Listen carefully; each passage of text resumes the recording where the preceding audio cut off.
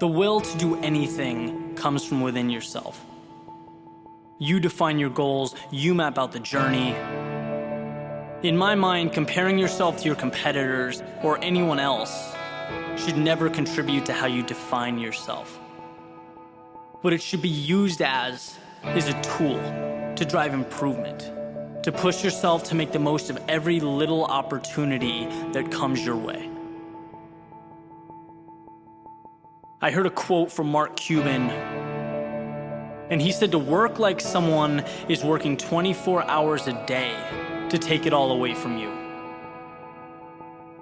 And I was giving this some thought. Obviously, it's a powerful message. And I started to apply it to my own situation. And the first thing that came to mind was running.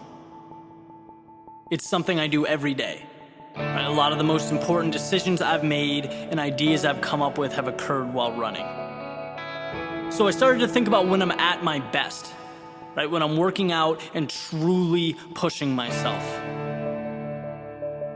Obviously, I set goals, right? I look to stretch my limits, my boundaries, and I can do that on my own. I really don't need anyone or anything.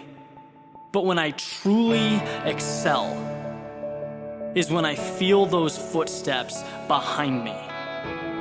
When I know that if I don't speed up, someone will run by and leave me behind as they go on for a faster time. And this thought drives me insane. Look, I know it's just a run around the Charles River, right? I'm downtown Boston, I'm not at the Olympics. I get why it would seem a little crazy. But to me, it's the same thing as a race, starting a business, excelling at work. It's instilling the mentality that I will do whatever it takes to stay ahead, regardless of how it's perceived. Just like I do everything in my power to be that same way in all aspects of life. There are always footsteps behind me. That's how I push to stay at the top of my game. If you're not obsessed with getting better, at doing more than everyone else, you will be left behind.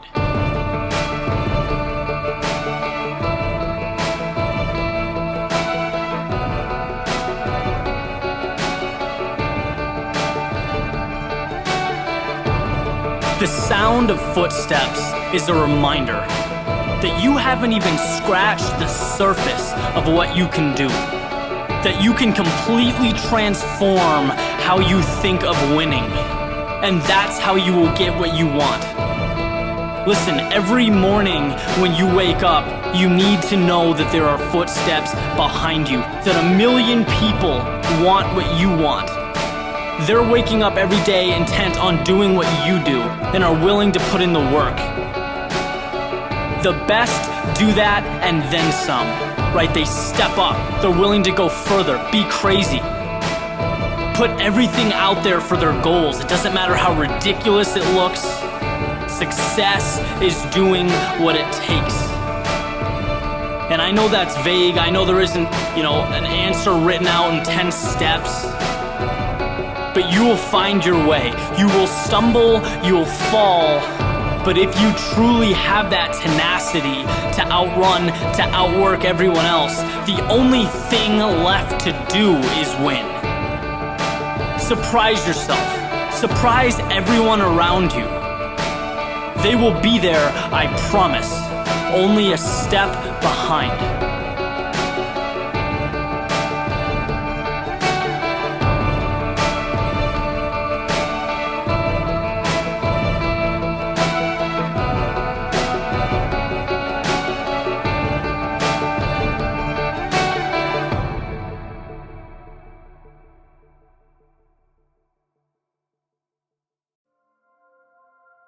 The miracle isn't that I finished. The miracle is that I had the courage to start. John Bingham. We all share a commonality. The runner on the starting blocks, the one at work, the one studying, the one trying to create the best life possible for their family. See, we are all at a beginning, looking up at an idea. Nothing given, nothing to adjust or react to, no, just an idea. An idea is when we are at the bottom looking up, They're deceptive in nature, their size, their weight, their breadth.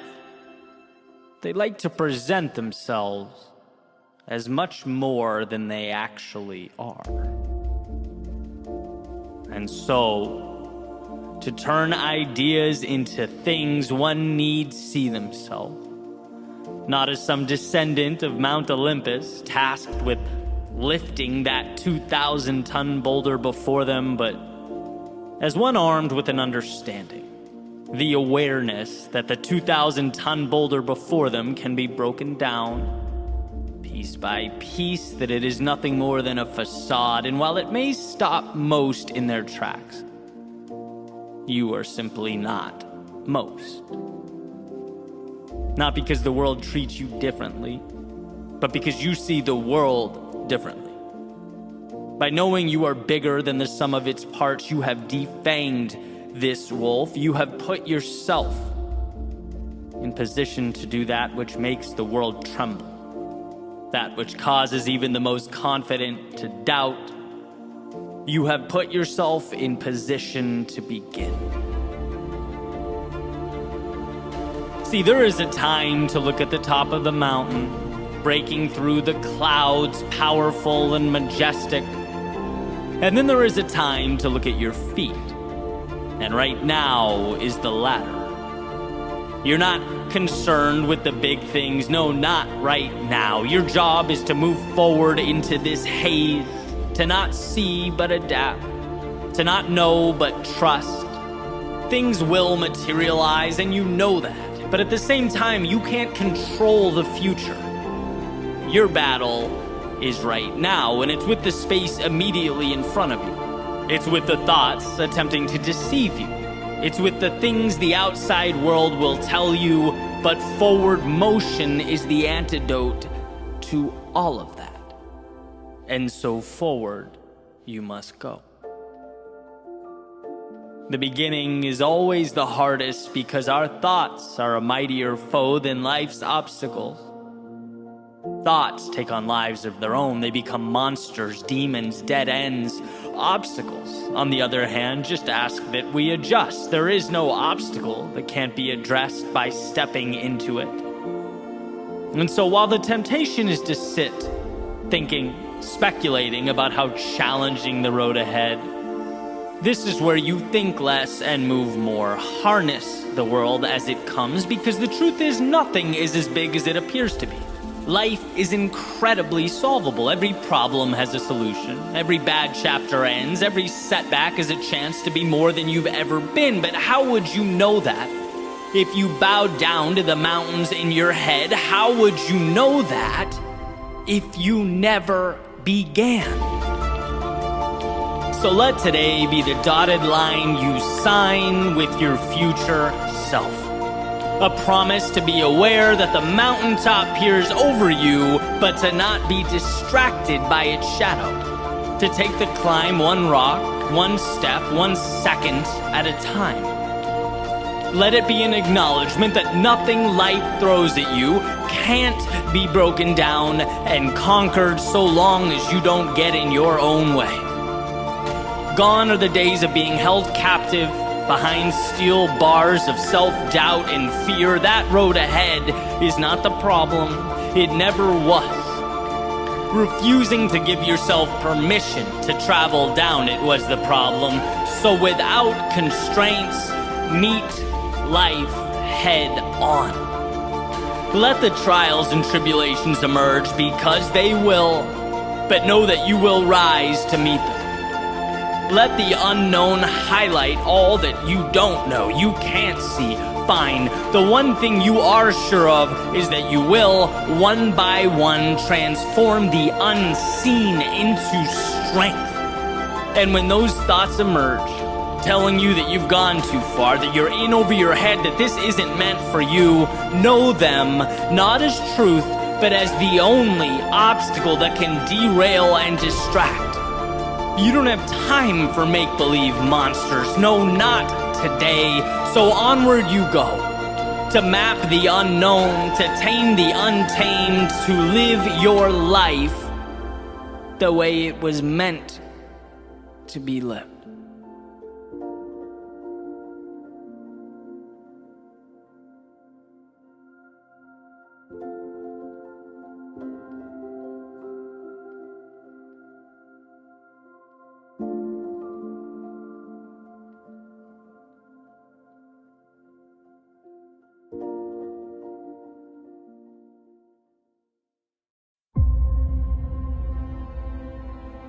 Life is built by quiet believers. Those who see what is not and transform all that is. Who poke holes in truth and embrace the absurd. The ones who dream while awake and cherish every moment. See, for the quiet believers, it's not about talking. There's nothing to really talk about. Words are just noise. It's footsteps that inspire. It is the journey that tells the story. And what quiet believers understand is the subtle line that separates truth and perception. They get that dancing to a beat means sometimes you dance alone. And as Nietzsche points out, sometimes they're even thought to be crazy by those who can't hear the music. In this life, no one comes up, places a hand on your shoulder, and pronounces that your future is great. No one looks you in the eyes and says they can see the life you'll build, money you'll make, or shape you'll be in. No, that doesn't happen until the next life, the one you've yet to create. So patience. Patience, quiet believer. The abstract is just as real as the hand in front of your face, just with a little more road to travel. The sun is as real at night as it is when it rises. Things are simply not always what they seem.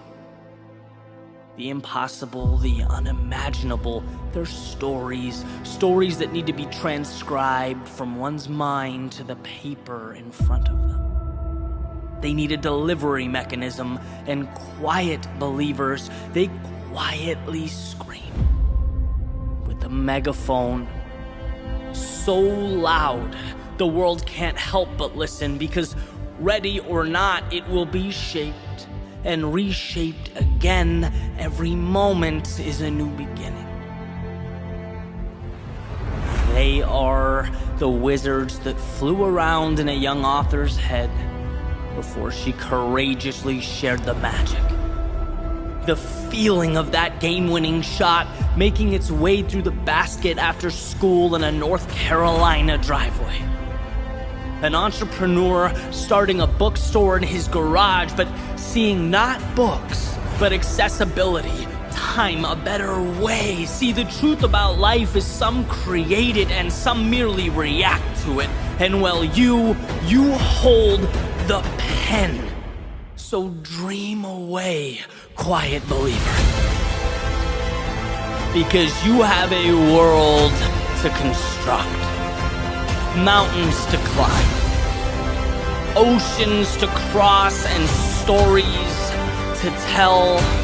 Quiet believer, today is yours.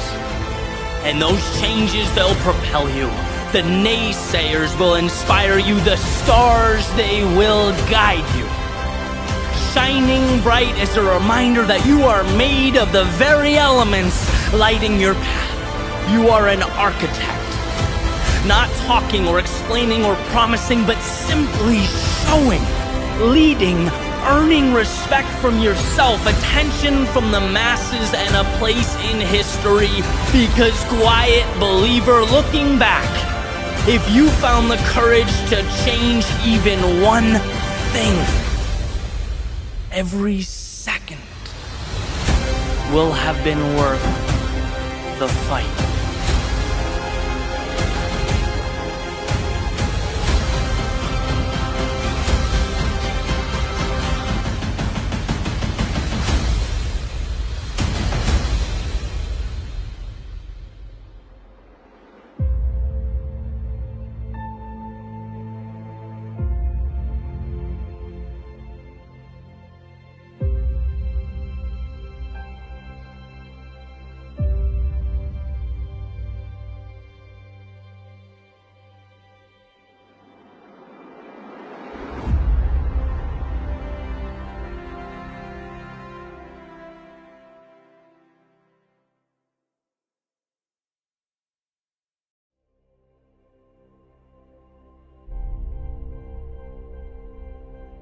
what are you willing to endure? Because to become something more is not to react to the world, but to create a new one, yours. As my dad explained to me when I was in grade school, it's taking initiative, right? Seeing what isn't there, what's needed, and then making it happen. And while the setting certainly changed, the situation is no longer about helping around the house so I could go to the concert with my friends. Right now, as we get older, our world seems to get bigger along with us. The stakes are higher. Now it's everything I see when I open the blinds and I look out that window. It's all there. And we can have as little or as much of that as we want. But what we receive will always be directly proportional to what we're willing to endure, to how long we push forward before results arrive, how long we can carry on with the sole company of our beliefs. It's about Bezos packaging and delivering his own books from a garage. Right, knowing it's not about today, it's about tomorrow if he can just hang on, if he can just endure. It's Tony Robbins with $20 in his bank account, knowing that has no reflection on him or what he's capable of if he can just hang on, just keep pushing. It's not that they had the ability to bring their dreams to life. A lot of people do. They had more. They had patience. They had the discipline, right, to remain calm and collected. That's nerve-wracking. That can be unsettling. They had the ability to be focused, to remove all the noise around them, the doubt that stops people before that desired payout is achieved. And one of my favorite ways to look at this concept of growth is a little anecdote about lily pads in a pond. And basically it's posed as a question, right? So the lily pads in this pond double in size every day. And by day 30, the pond is completely covered in lily pads. So then what day is it half covered? Like, that's the question. And a lot of people, instinctually, they say, oh, okay, day 30, half of 30 is 15. So on day 15, it was half covered. But that's wrong. They're doubling every day, which means the pond wasn't half covered until day 29 and only a quarter covered on day 28. And the reason that's important is because that means on day 1 through 27, those lily pads were growing, they were working, they were moving, yet they occupied less than a quarter of that pond. All that work for a result that was barely visible. And then at the very end, right, the payout becomes exponential, and that's what success is. That's what it means to pursue anything of significance. It's days, months, years of unrecognized work, of marching forward, covering ground when no one knows or cares or believes except you. That visualization is your sweet spot, but like we all know, easier said than done, right? This is an incredibly challenging thing because we get impatient and our pride starts to hurt. We become tempted to jump to something different or easier. We don't hang on long enough to hit day 28 or 29 or 30. When things really start to evolve. It's like James Clear's metaphor in Atomic Habits, right? Where you have an ice cube sitting in a room and it's freezing and you start slowly shifting the temperature up. You don't see anything going on with the ice cube. Not until you hit that 32-degree mark. But there are things happening when it goes from 26 to 27 degrees and 27 to 28 and 28 to 29. Those little molecules are moving and bouncing around. But then boom, suddenly it hits that mark and it changes rapidly right in front of you. But that's why this single shift in perspective changes everything. It's not about right now. You're doing this for the exponential growth to come. You're believing, you're laying the groundwork. To what I call the overnight success period. When the world finally recognizes and goes, who is this? Wow, that was quick. Maybe they have no idea about, day 1 through 27. They don't know about the effort and the mental gymnastics. They don't know how many times you had to talk yourself out of quitting or out of rationalizing a day off. They just don't know the road you took to get there, and that's fine. In fact, that's the beauty of it all. You not only saw it first, but you brought something beautiful to life.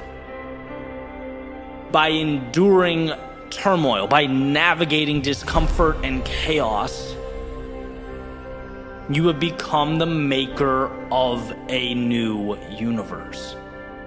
Your universe. Because you stood there, because when others would have ran, turned back, you endured.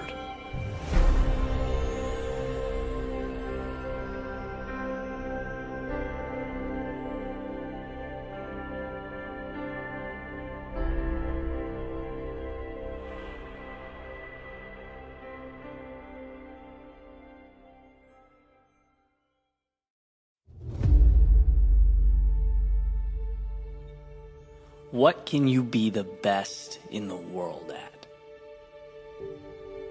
Life is a complex place. Complexity sometimes means confusion. It means we forget the big picture. What's our purpose? What are we chasing? What are we bringing to the world? What can you be the best in the world at?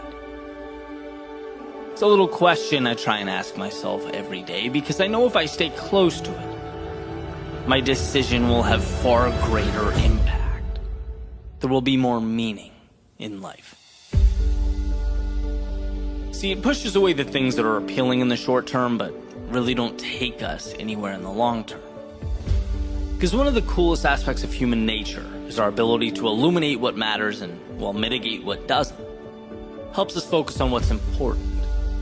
We need to go to the grocery store. We step out the front door, paying attention to nothing but the task at hand, not the objects to our left or right. We don't know what colors the cars were that passed us by, or the plants we walked by. We don't think about the blood pumping through our bodies, making it all possible as we walk to the car. We don't even see the car as its metallic components, as it really is. We see it as our portal to a place that has the food. See, we are blind, but at the same time have this beautiful gift of vision. We see the path right to what's most important. So let's leverage that. And what I think we need to remember is to identify in our own lives what that means with regard to our purpose in the context of what we are becoming. See, every day I hear people talk about followers on social media, right? How do I get attention? How do I get noticed? How do I market myself or my brand to the world? How do I stand out? And every time I hear that, I always have this little internal reaction, like a voice saying, that's just so wrong. It's so backwards. You stand out by adding value to the world, by being good at what you do. It's that simple, really. And so look at it like this. We'll take a specific example. To worry about the marketing and the attention and the followers first is like worrying about the transportation of something you don't have yet, or that's incomplete. It's like spending all your time worrying about the logistics of a cargo van and having no idea what that van is going to transport. Isn't the product the most important thing? And that's the question I ask myself when I'm caught up in something flashy or maybe out of line with my big picture. To make sure I'm on track in this crazy world, if social media disappeared tomorrow, are you good enough at what you do that you could take that product or service or skill set to another platform and start again? And if you're not, fine. But are you working towards it? Those are the parameters that we should all live between. Everything else tends to work itself out. Steve Martin's quoted as saying, "Be so good they can't ignore you." And that's what I find so exciting. The opportunity, the chance to build something sustainable. That's why this is a long-term play. And in a world where so much emphasis is put on perception, what's the reality? What's the story? Right? The pictures are great on the surface, but what's the value that resides below that, underneath? What are you working tirelessly day and night to be exceptional at? What are you reading to build yourself up as a force to be reckoned with? As a powerful, valuable individual? See, my world, a lot of what I do is immersed in social media, which is why it's so important that I remember the perspective that I step out. Social media is not the product. I'm thinking much bigger than that, and I hope you are too, whether it's academics or sports or art. What is your thing? What's going to be your arena? Where are you unstoppable? Where you add so much value that the world has to stop. Where sure, you can capture it on social media, but you can talk about it face to face with clients and family and friends and strangers on the sidewalk. You can write about it, teach about it. Where it's so much a part of you that the phrase competent doesn't even do it justice. That's where greatness lives. Not in screaming for attention or creating a facade. Those things don't stand the test of time. I'm talking about being truly remarkable. And we all have that ability. We're all capable of mastery in some area, moving towards something that matters. We just have to make the choice to own it, to see the world and all its opportunity for what it is, to begin. And what better a time than now?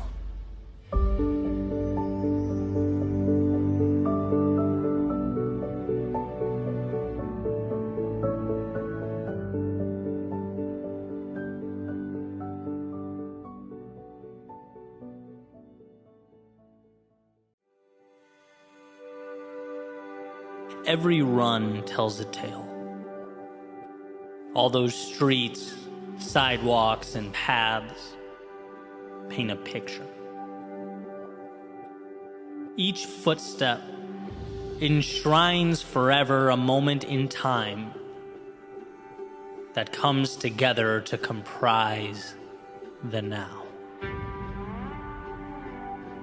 From my time in Cape Cod, Massachusetts, it was asking, why not?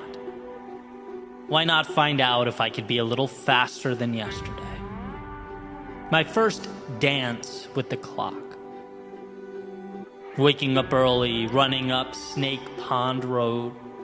Sun shining in my face, inhaling that crisp morning air. It was running along the canal, where the distance was precisely mapped out in paint on the ground below. Tattooing a path that seemed to go for as long as I wanted to push forward. It taught me that we could do amazing things when we decided to. That we have more in us than we could ever imagine. In a sense, Cape Cod was my eyes opening up to the idea that what life gives us is directly correlated to what we ask of ourselves. So ask for a lot. In Boston, it was exploration. It was pushing myself harder and further, but also stretching my worldview wider. A time for transformation. It was beginning to see the mundane, the commonplace for the wolves in sheep's clothing that they are. I began exploring city streets, like I simultaneously began exploring life's possibility. I saw how taking new routes often came with two distinct components. One, an unsettling, nervous feeling in my stomach, and two, an eventual gratitude for finding the courage to go there. The world will never tell you to go where you have not yet gone. It will never assign you a map and hand you keys, a plane, or a bus ticket. That desire must be cultivated internally. Boston was me realizing the unknown wasn't a border keeping me in. It was a hand extended. In Roanoke, Virginia, it was, in a sense, a rebirth. Moving away, post-college.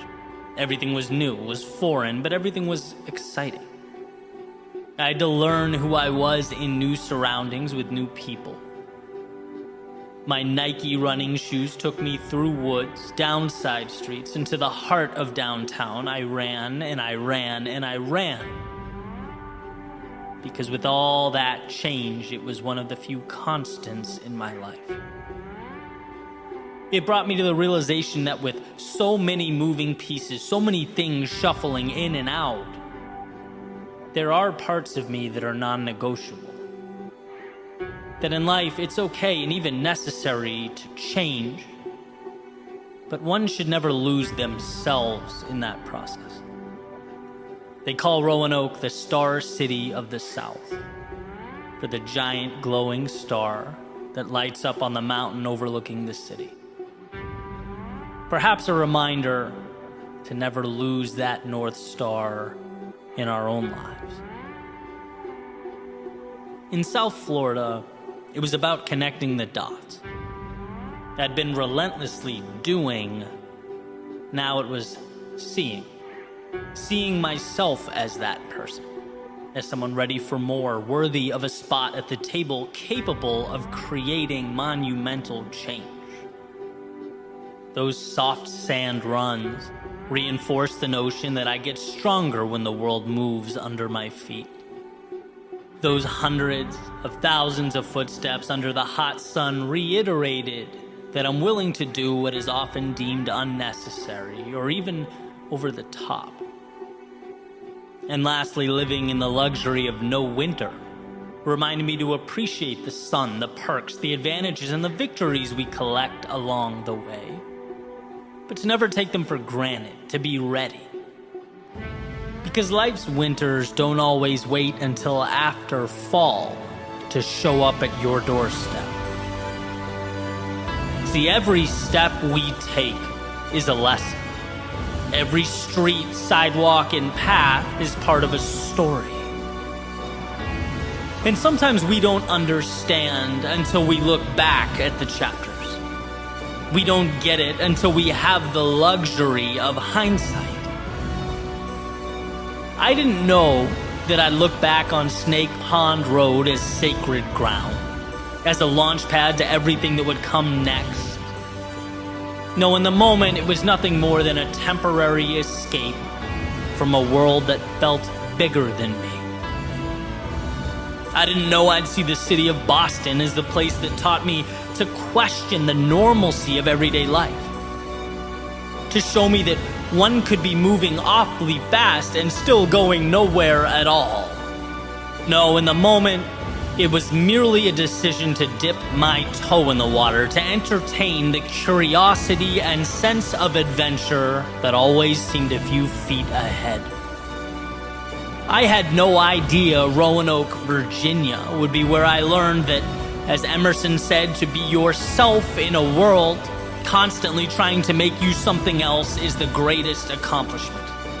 That there are non-negotiables, and shining down above all the noise and intricacies of everyday life exists the path and the resources to become who you were meant to be. No, in the moment I was simply stepping off my branch and landing somewhere new. I didn't know South Florida would be my consistent reminder to level up, to hold tightly that intersection of love and value, to find gratitude for what I have and maintain faith in bringing about what has not yet materialized. No, at the time, I was taking my life, my business, and my running shoes to warmer weather. You may not see it now, but your path, the one that led you to today, is the right path. You are exactly where you need to be for the beginning of your next adventure. But here's the thing. You must keep lacing up your shoes. Keep getting up in the morning and chasing those sunrises. Keep dreaming, growing. Keep your eyes, ears, and heart open. Because the world has so much to give you. But you have to allow your feet to carry you there. You have to give yourself permission to take it all in. The normalcy of right now, down the road, will end up being anything but normal. These steps are the steps that make you who you are, so own them. Believe in them, and most importantly, keep taking them.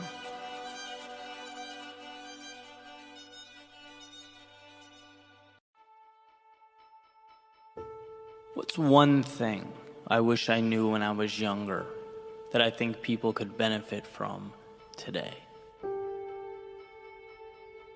What single piece of information could have the biggest impact? And I spent some time thinking about this question, and the more I think about it, the more the answer becomes incredibly apparent. It's that you are in control of your own life, your own destiny, your own future. And when you take accountability for yourself, life changes. Period. And if you thought that was obvious, I would advocate taking a look around. Maybe a stroll through social media, the Twitters and Instagrams and TikToks of today. And no, that's not the real world, but it's certainly a microcosm of the real world. What do you see? Well, you see chronic blame. I don't like where I'm at or things are, so that must be your fault or their fault or someone else's fault. You see people looking everywhere but in the mirror, actually seeking out victimhood, because that's what brings the attention. That's today's currency. It's much easier to be the victim than the hero, because being the hero means you have to sacrifice something. It's people saying the news or some institution or the federal government is the problem. And if those things would only change, then we'd be good. Let me explain why I think this mentality is self-sabotage. And why I would take younger me by the hand and I would say, listen to what I'm about to tell you. Where you start is often outside of our control. Let's be real, life is not fair. We don't all get dealt the same hand. But this next part, as I once heard Will Smith articulate beautifully, is the same for everyone. What you decide to do about it right now is what matters. And that is the control that we all have.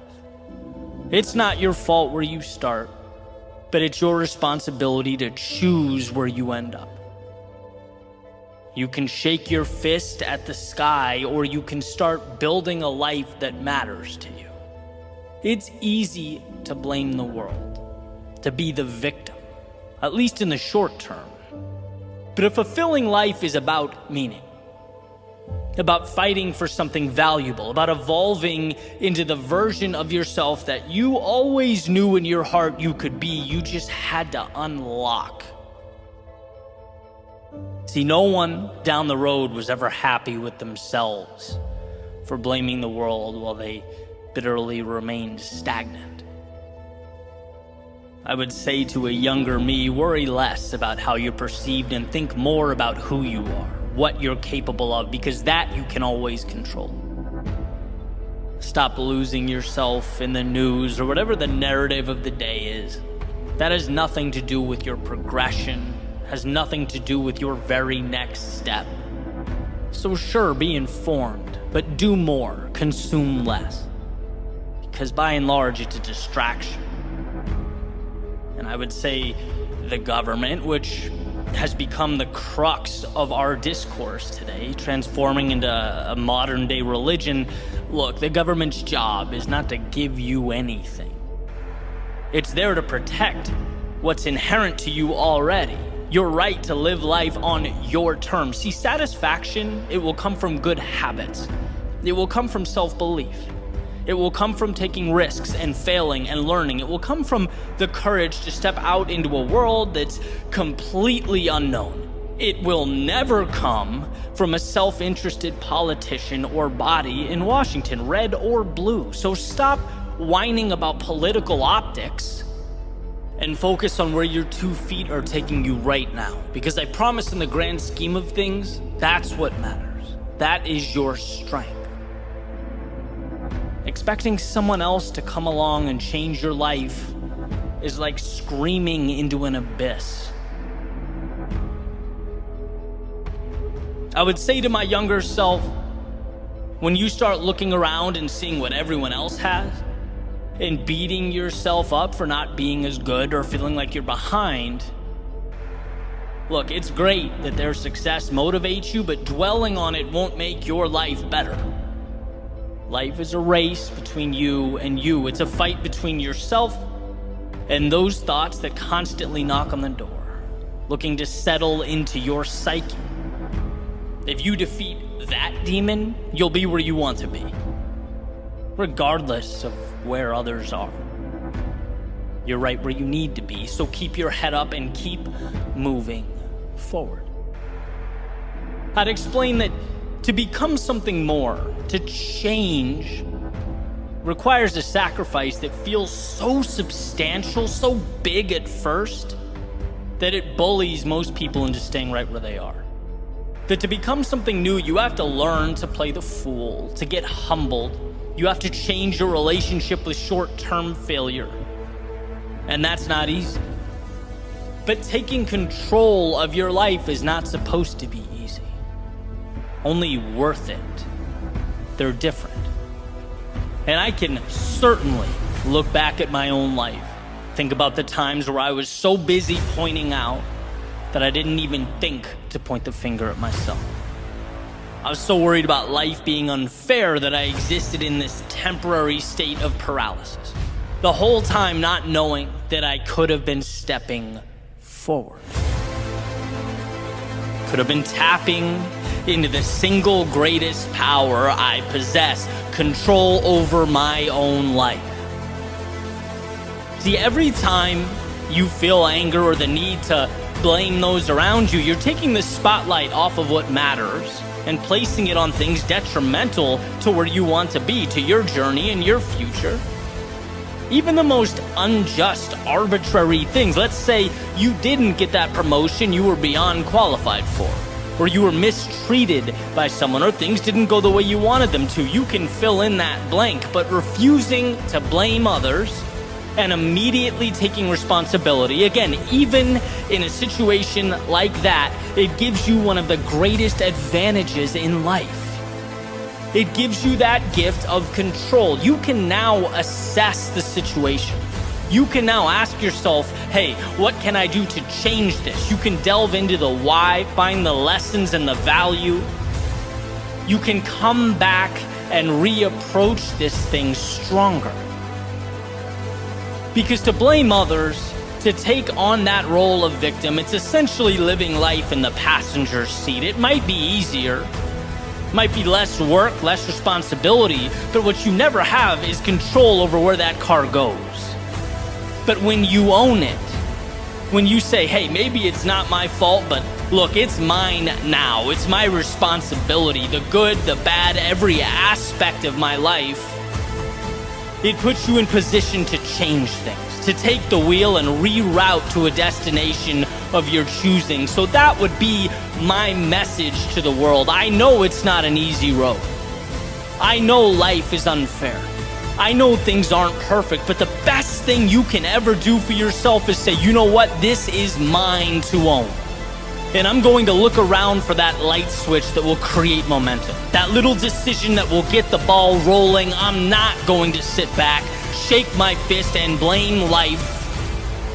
I'm going to walk out that door and create life. That's where you'll find what you're truly looking for.